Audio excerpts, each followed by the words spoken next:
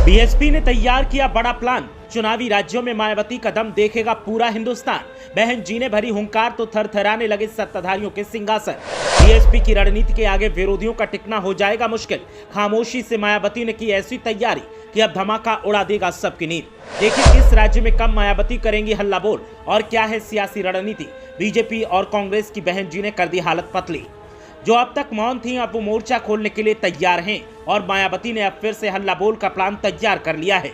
लोकसभा चुनाव के साथ साथ मायावती ने विधानसभा चुनावों का ऐसा प्लान तैयार किया है जिसकी भनक मात्र नहीं सत्ताधारियों के साथ साथ विरोधियों की हालत पतली कर दी है। एक तरफ मायावती अब यलगार करने वाली हैं तो जो उनके ऊपर मौन होने का आरोप लगाते थे अब उन्हीं पर सीधा वार करने वाली हैं। मायावती की लोकसभा चुनाव के साथ साथ जिन राज्यों में विधानसभा चुनाव होने वाले हैं उनकी रणनीति तैयार है। उन राज्यों में सियासी पकड़ को मजबूत करने के लिए चौतरफा प्लान बना लिया है और अब रैलियों का रैला करने की पूरी तैयारी कर ली है। बीएसपी सूत्रों की माने तो मायावती पार्टी उम्मीदवारों के समर्थन में राजस्थान में 8 रैलियों को संबोधित करेंगी। इससे पहले पार्टी नेताओं को संबोधित करते हुए मायावती ने घोषणा की थी कि बसपा 4 राज्यों में विधानसभा चुनाव अकेले लड़ेगी। उन्होंने ये भी साफ कर दिया था कि पार्टी कोई चुनावी घोषणा पत्र जारी नहीं करेगी। लेकिन विधानसभा चुनाव कार्यक्रम की घोषणा के बाद बीएसपी ने मध्य प्रदेश और छत्तीसगढ़ में गोंडवाना गणतंत्र पार्टी के साथ गठबंधन की घोषणा की। तेलंगाना में विधानसभा चुनाव के लिए बीएसपी ने चुनावी घोषणा पत्र भी जारी कर दिया है। बीएसपी ने तेलंगाना में विधानसभा चुनाव के लिए एक चुनावी घोषणा पत्र भी जारी किया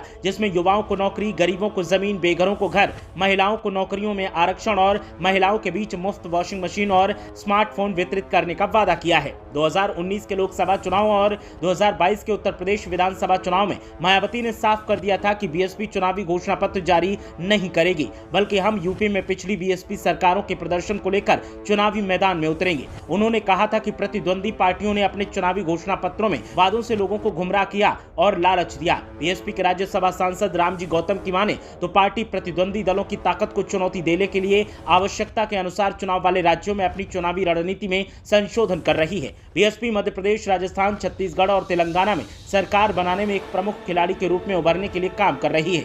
बीएसपी प्रमुख पार्टी उम्मीदवारों के समर्थन में राजस्थान में 8 रैलियों को संबोधित करेंगी। रैलियां 17, 18, 19 और 20 नवंबर को होंगी। 9 नवंबर को छत्तीसगढ़ में 2 रैलियां और 22 और 23 नवंबर को तेलंगाना में 2 रैलियां संबोधित की जाएंगी। 6, 7 नवंबर को मध्य प्रदेश में 8 सार्वजनिक बैठकों को संबोधित करेंगी। 1998 के विधानसभा चुनाव से बीएसपी ने राजस्थान विधानसभा में अपना खाता खोला था। उसे 2.17% वोट मिले और 2 सीटें मिली। 2003 के विधानसभा चुनावों में बीएसपी को 3.97% वोट मिले और उसने फिर से 2 सीटों पर कब्जा कर लिया। 2008 के विधानसभा चुनावों में पार्टी ने अपना वोट ग्राफ 7.60% तक बढ़ाया और 6 सीटें हासिल की थी। 2013 के विधानसभा चुनावों में वोट शेयर घटकर 3.37 हो गया जबकि उसने 3 सीटों पर जीत हासिल की और 2018 के चुनावों में उसने अपना वोट शेयर बढ़ाकर 4.03% कर लिया और 6 सीटें हासिल की थी। छत्तीसगढ़ में 2003 के बाद से बीएसपी के वोट शेयर में गिरावट देखी जा रही है। उसे 2003 में 6.94%, 2008 में 6.12% और 2013 में 4.29% वोट मिले। 2018 में वोट शेयर गिरकर 3.9 हो गया। बीएसपी ने जीत तो हासिल की। राज्य में सबसे अधिक 2 सीटें जो कभी इसके संस्थापक काशीराम की कर्मभूमि थी जिन्होंने 1984 में जांजगीर सीट से लोकसभा चुनाव लड़ा था। मध्य प्रदेश में 2003 के विधानसभा चुनाव में बीएसपी को 7.26% वोट मिले और 2 सीटें जीती। 2008 में जब बीएसपी उत्तर प्रदेश में सत्ता में थी मध्य प्रदेश में पार्टी का वोट शेयर बढ़कर 8.97% हो गया और उसने 7 सीटें जीती। 2013 में उसे 6.29% वोट मिले और 4 सीटें जीती। 2018 के विधानसभा चुनावों में 2 सीटों की संख्या के साथ इसका वोट शेयर घटकर 5.01 हो गया था।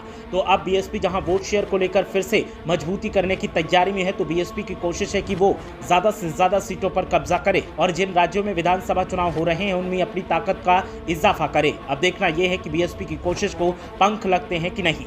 ब्यूरो रिपोर्ट, मीडिया हलचल।